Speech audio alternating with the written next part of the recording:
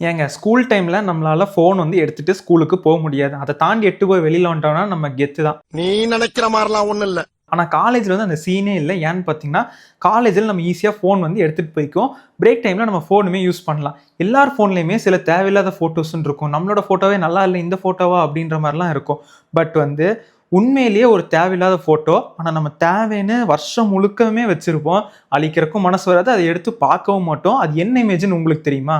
இதாங்க அந்த இமேஜ். போர்டில் ஸ்டாஃப் எழுதி போட்டதெல்லாம் நமக்கு என்னைக்காவது ஒரு நாள் வந்து தேவைப்படும் அப்படின்னு கரெக்டாக போர்டை மட்டும் ஃபோட்டோ எடுத்து வச்சுருப்போம்.